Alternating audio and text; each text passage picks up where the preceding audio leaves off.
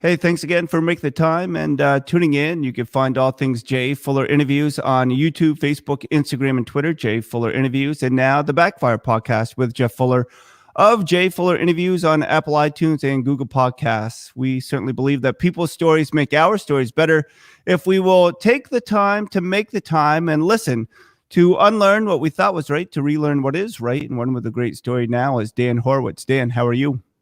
I'm doing well, Jeff. Thank you so much for having me.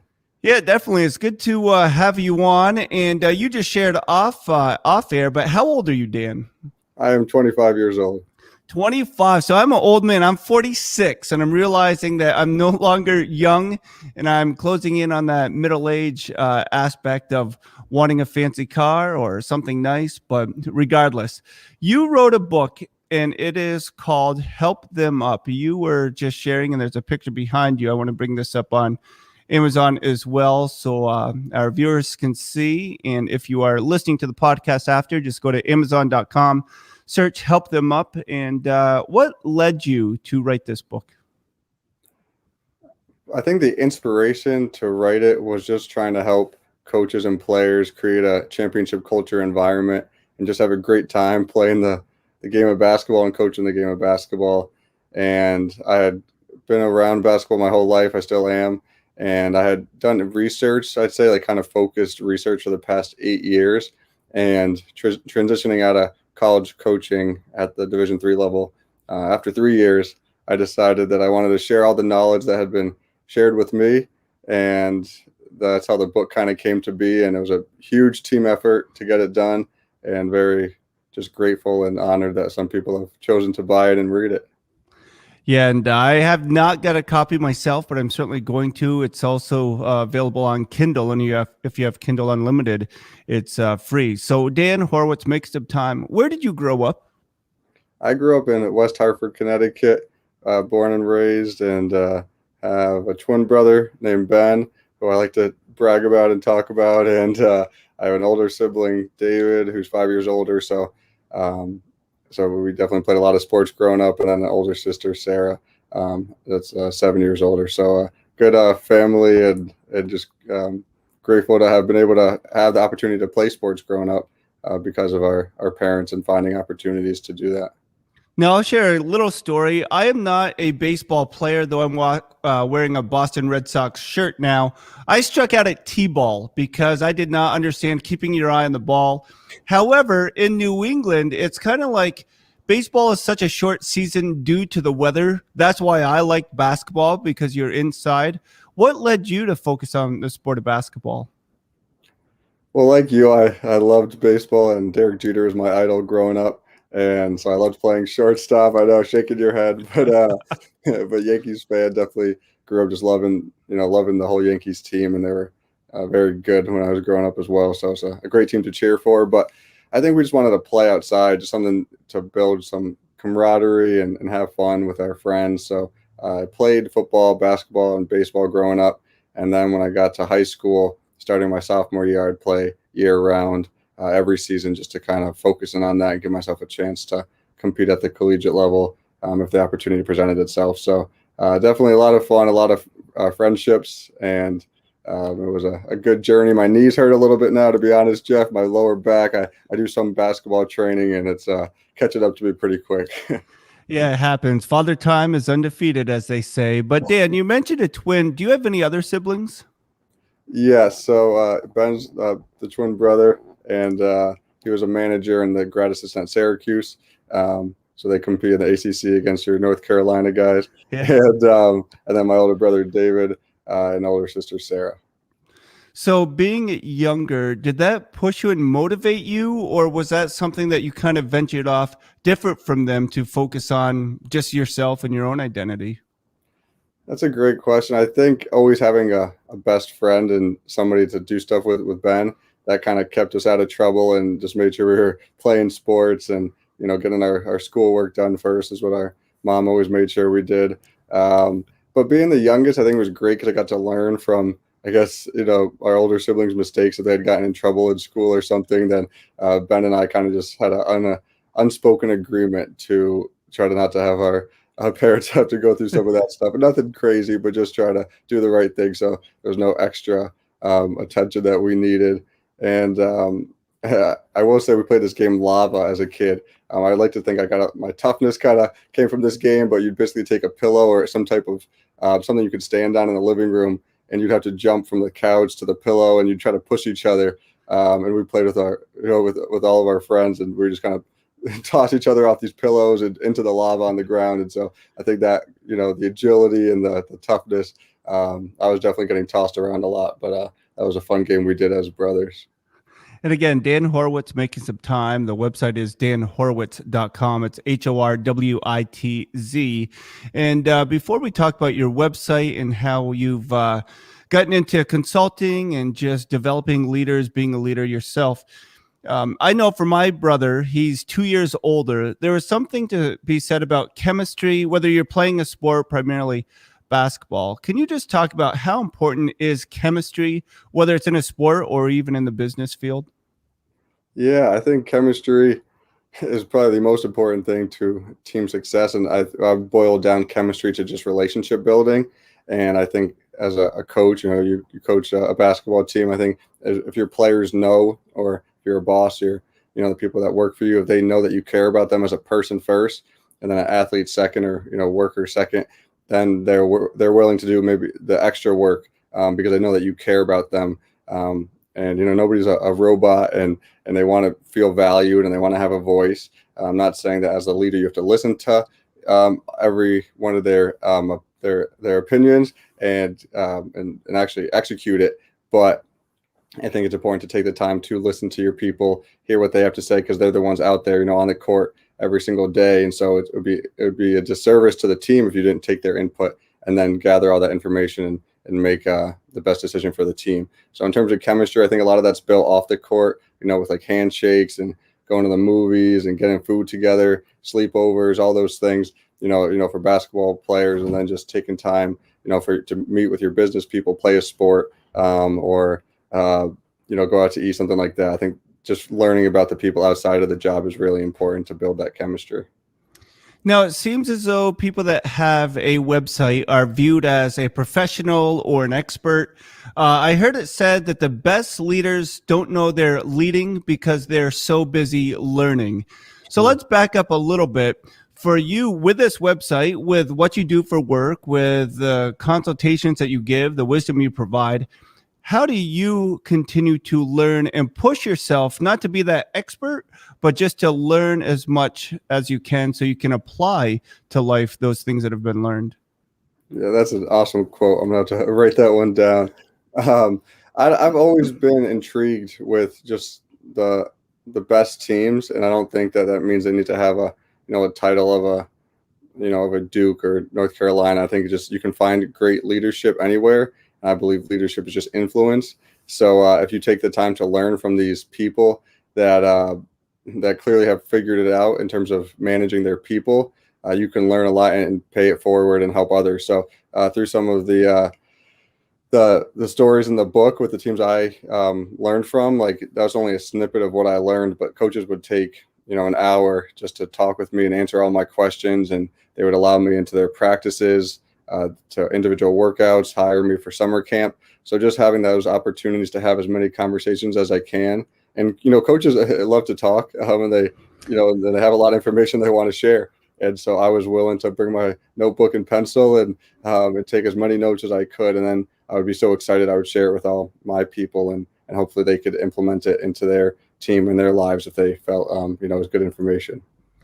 So, Dan, I ask this respectfully, but I just want to know, how did you grow up? Your parents, were they strong in your life, or were you kind of raised in the school of hard knocks, and then coaches later in life really invested in you, this thought process, this help them up mindset? How did you grow up? Where did you really learn the importance of helping one another?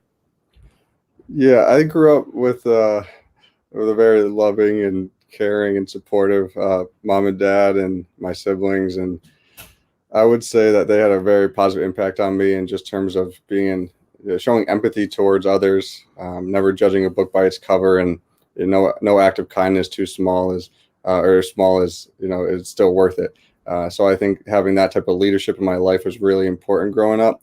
And then my dad, when my twin brother and I were juniors in college, he unexpectedly had passed away, and that was really tough for us. And but the book was a dedication to him, and he was the best teammate I ever had. Just more of definitely a dad, but more of a friend. And he would come to Newberry College, and all my friends, he had a cool handshake with everybody, and he was just loved to be a part of it, and would come up to my games and just sit in the bleachers, whether I played 0 minutes or 20 minutes in that game. So he was just loved me, loved his family, and so I would say having those people in my life, and then the last part of it, the title helped them up, comes from my twin brother, because he could get the rebound and toss it down to me, like at half court, and I'd get fouled and fall on the ground, and he would somehow still be the first person to sprint out and pick me up. And so help them up is something that was instilled in him for whatever reason, and something that I've taken a lot of pride in, as I've progressed through my coaching career. And it's something that you can control on every play, and it just shows that you care about the person that fell and you want to help them up and check in on them. So that's probably the kind of the inspiration around trying to share my thoughts with others. That's really good. And on Instagram, you are Dan the Man 0149, Dan the Man 0149. On Twitter, Dan Horwitz 1, Dan Horwitz, the number 1, danhorwitz.com is where you can find more information. Dan, as we think about the importance of teammates, we think about the importance of mentors. Why do people, young or old, balk at the thought of having a life coach, a mentor, someone that really holds them accountable? I think it's just because it's uncomfortable. It's out of their comfort zone, and having somebody that is going to, did you do your 200 push-ups this week? Or did you do all your homework? I'm sure you have those conversations with your players. And I think maybe people just don't want to have to face that. But I think having an accountability partner, having a mentor, somebody that you can bounce ideas off of, and just to hear their thoughts, because I think the most powerful thing people can do is share stories to kind of send a message and explain, hey, in this scenario, this is what happened to me, take it or leave it. But I think just being able to have that conversation, another brain to bounce an idea off of, is really important, and get that guidance. So it's been really cool for me to try to help kids who want to compete in college, to try to guide them the correct way to reach out to coaches and things like that. So yeah, I mean, I don't think it's an easy thing to do. I think it's very admirable to continue to work on yourself and and have that growth mindset. The question I have for you, though, is for your team that you coach. Like, how are those interactions? What do you, in terms of trying to build that chemistry, what have you done over the season to be able to bring that team closer together to compete, even if your team is behind in the game? Well, I'm more of an assistant to the assistant. So I'm kind of like the guy that rebounds, puts the basketballs back on the ball rack, gets out the cones. But I really think that you earn the right to speak into students' lives. So if you're the first one to pat them on the back, you can be the first one to assist them or to be critical about how to improve their game. And so I just think building that, well, we always talk about relationships begin with respect, but friendship always is there due to trust. So if you can respect someone and over time develop that into trust, and that's how we've tried to coach our students and really get to know their families as well. There's a mutual respect, but we just want trust so we can speak into your life. I don't know if it was Brene Brown, but somebody talked so much about vulnerability, which is terrific. But they said vulnerability without accountability loses its luster. And I agree with that as well. So, yeah, that's just something that we've come across. Hey, on your email, it says leadership development, culture, and team building consultant. That's big shoes to fill. What do you mean by leadership development, culture, and team building consultant? Yeah, well, one, thank you for sharing. I think the respect and trust is something that takes a long time to build, and it can be taken away very quickly. So I think to be intentional with your interactions every single day and being consistent with your attitude, and if Jeff walks through the room, I feel like I'm gonna have a good, it's gonna be a good encounter. You're gonna be positive. You're gonna boost me up, and we'll just have a good conversation. So I think if people identify you as that type of person, that helps build that respect and that trust. And then in regard to the leadership development stuff, it's been really fun, to be honest. I just get to work with some right now. It's just mostly been basketball teams, and I'll do a Zoom call and I'll share the principles in my book. And a lot of the coaches have bought the book and they'll read it and they're like, hey, these 3 principles, like we talk about it all the time, but an extra voice would be really helpful. And so what I'll do is these are for mostly the college teams, but I have worked with some high school teams, and I'll watch game film and say there's a shooting foul against the team I'm working with. A lot of times the 5 players on the court go in 5 different directions. And what I try to teach is the huddle, which is when after a foul for or against your team, the team puts their arm around each other and they communicate a message. They either call a play, say we're good, let's just keep going, or somebody will make a joke, and just to kind of loosen the mood, and somebody will get smiles on everybody's faces. It's just a basketball game, and sometimes that's all you need is just to come together. So I think it's really important to be aware of those things. So when I watch film and I take a screenshot and they think maybe in their head they're huddling up, and then I show them a great example of like Hobart College, where my twin brother coaches, and they huddle up every single time, and they made it to the Sweet 16 before COVID stopped their season. So if they're doing it, and Villanova, the top team in the country, is doing it, then like why aren't we doing that? Like clearly they figured something out. And I think the message it's sending is just the unity aspect of coming together. So when I work with teams, it's doing some team builders, it's asking those tough questions, and then also being somebody that's not controlling playing time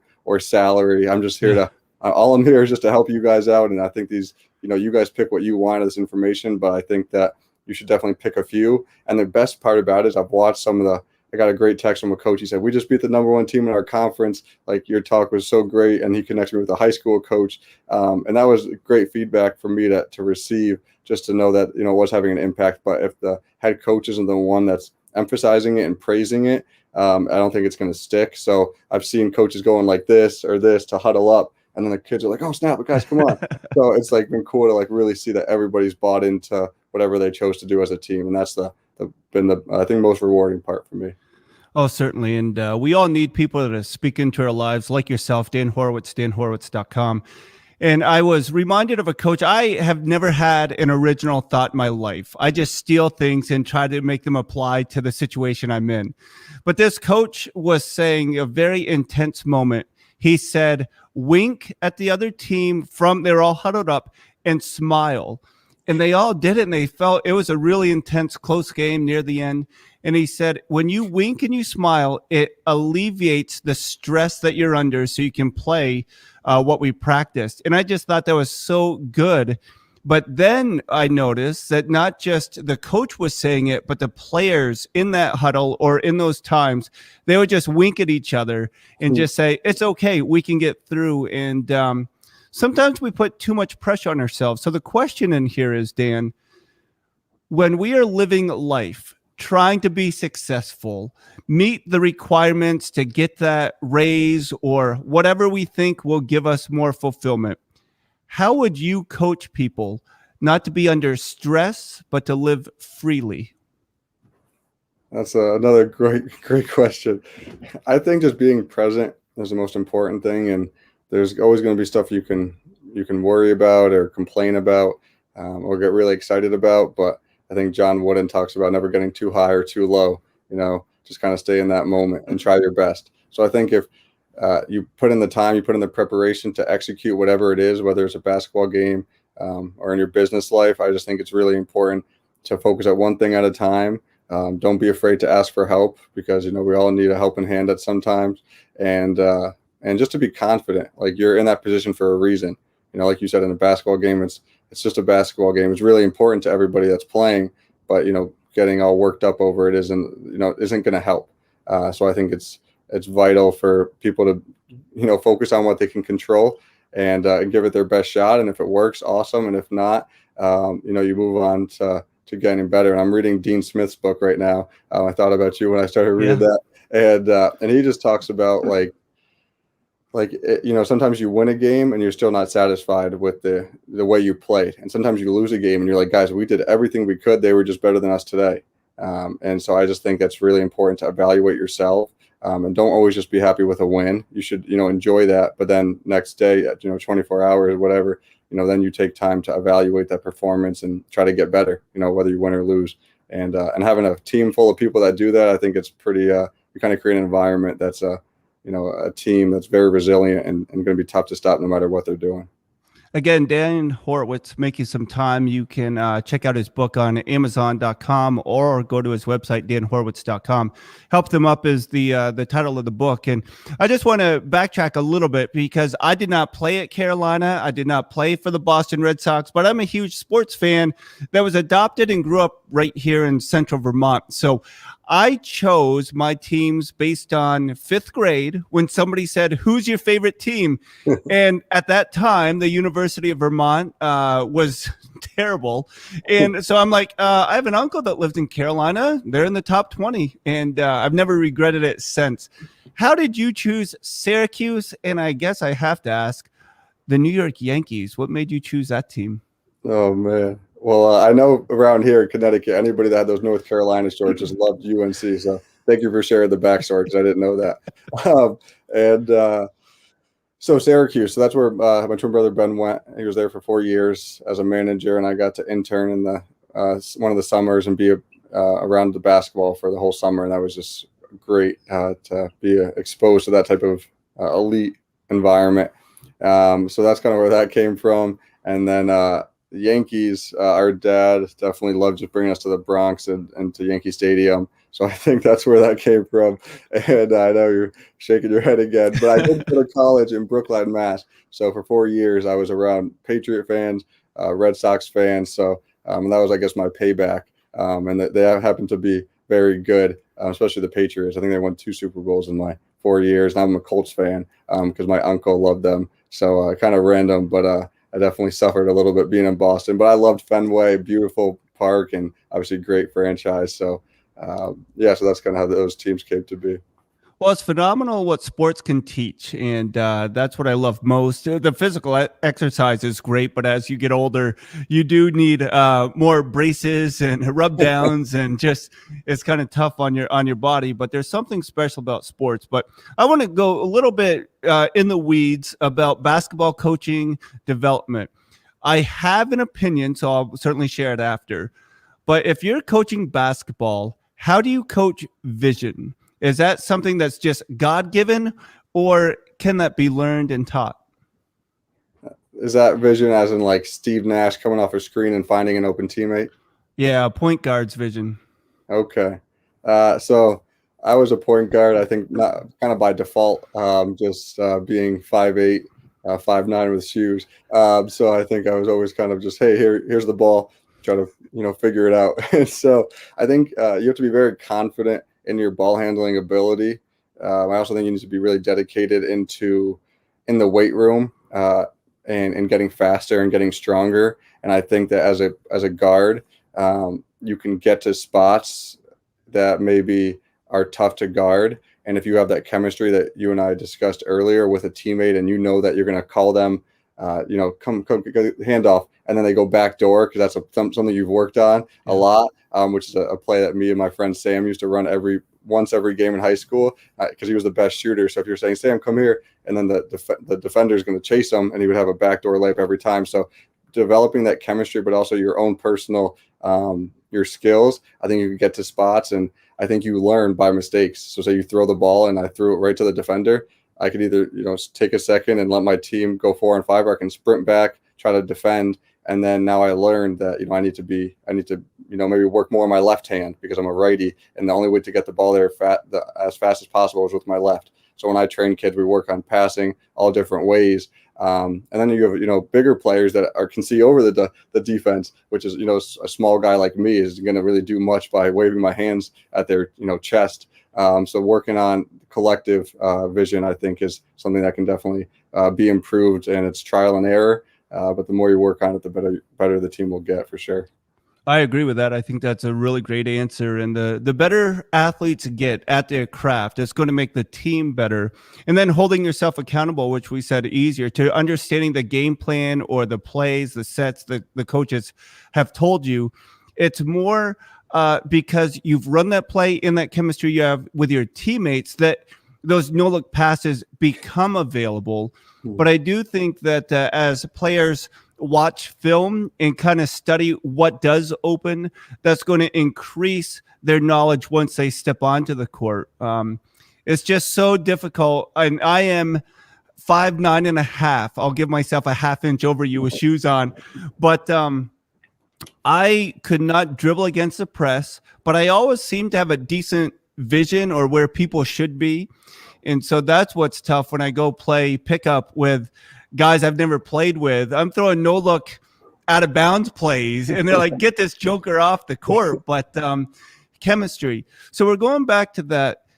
How important are friendships? Specifically, all the reports have stated this last year with the pandemic, isolation, people feel lonely even now that we can kind of gather and be around people. It's relearning how to interact and engage and listen. So talk to us a little bit. What would you say is important for us to not isolate ourselves, even though there's a temptation? I really don't know how to interact like I did before.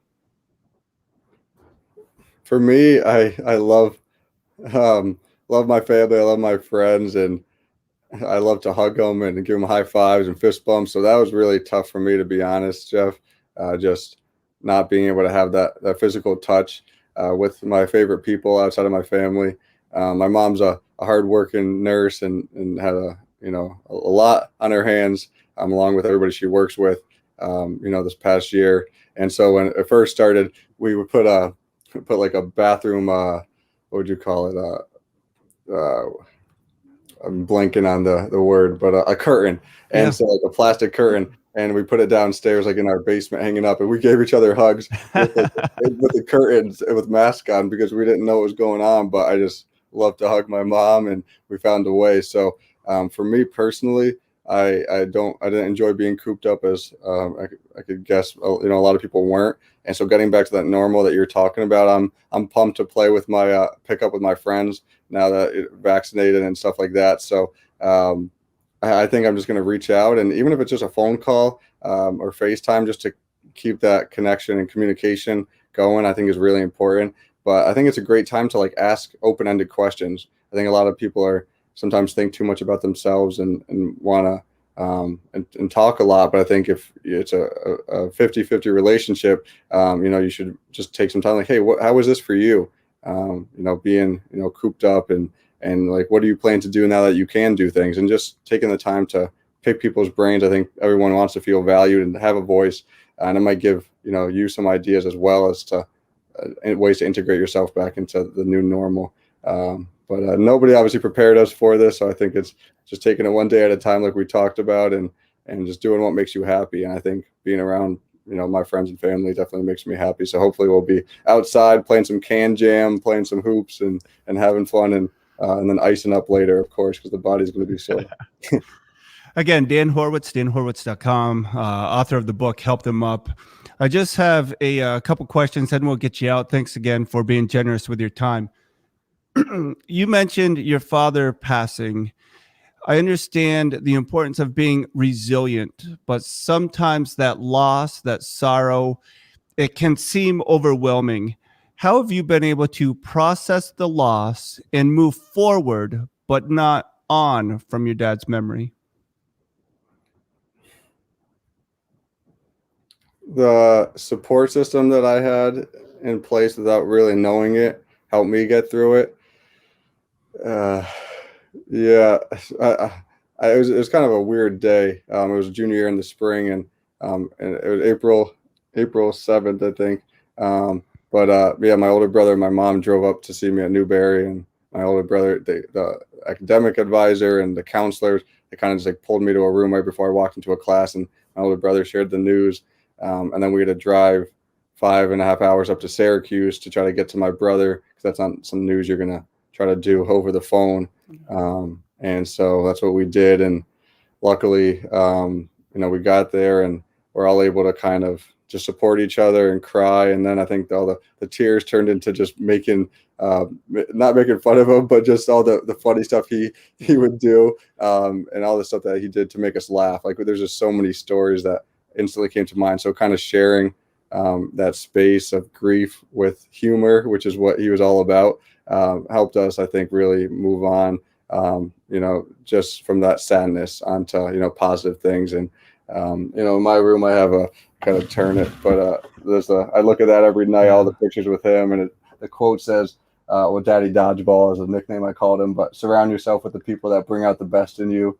And he was always the jokester. So that just thinking about the good times helped me get through that, but it wasn't easy, of course. But he's the one who's been my inspiration to keep trying to, give positivity and laughter to others. And I guess the last part about it was just the Newberry community that I had been a part of for 3 years at that point. They drove the 2 hours to Connecticut in like 3 vans, all the resident assistants that were the team I was a part of, and some of the faculty and some of my teammates from the basketball team. So seeing them come around and being able to hug all of them and cry with them, that sent a message to me of just like the community that we had built there together. So a lot of awesome people in my life. So it stinks to think about that, but when somebody does lose somebody, I'd like to think I'm somebody that they can go to and try to help them through it. So I think that's what it's all about, is just trying to take it day by day and help others when you have the opportunity. Yeah, that's so good. Thanks for sharing, Dan. The final question is a stolen question. I stole this from Hernando Planos, his Be Contagious podcast, but it was so good that I just thought I would ask it to you. And that's simply, if, or I guess when, in your case, when the feature film is made about your life, who plays you in that feature film? Oh, well, I have a few favorite actors. It's a good question. Well, you could think, and I'll just give you mine. Everybody's heard it before, but because we look so much alike, tongue in cheek, I always say Dwayne "The Rock" Johnson. He can play me because, I'd go to watch that movie just because he's in it. That's great. That's great. I can see the resemblance. That's awesome. I love Mark Wahlberg. I just think he's in I think Invincible. Just like a chip on his shoulder kind of guy. So I think I kind of resonate with being the underdog a little bit and trying to have to prove yourself, on the sports field. I love Mark Wahlberg. I think he's tough, and he's got a good smile, much better than me. But I know he likes to smile a lot. So that's who I would pick. It's an awesome question. All right. So the second part to that question is, I don't know if you're married or dating, so I don't want to get you in trouble, but who plays your love interest in that feature film? My wife always shakes her head, but I say Halle Berry. Dwayne "The Rock" Johnson and Halle Berry, that would be a great movie. Who plays your love interest in that movie? Oh, man. That's a great question. I'd say growing up,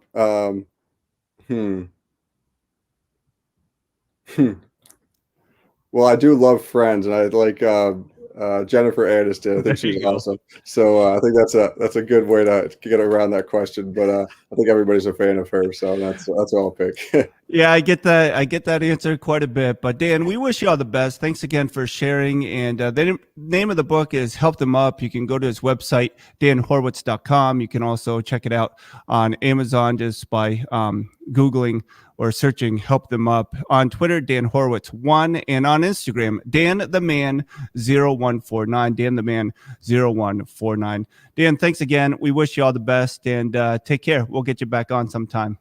Thank you, Jeff. This was awesome. I appreciate it. And again, thank you for making the time to be a part. All things Jay Fuller Interviews on Instagram, YouTube, Twitter, Facebook, and also the Backfire podcast with Jeff Fuller of Jay Fuller Interviews on Google Podcasts and Apple iTunes. Make the time to listen to someone so you can unlearn what you thought was right to relearn what is right, and it makes us all better. Help them up. Help them up today.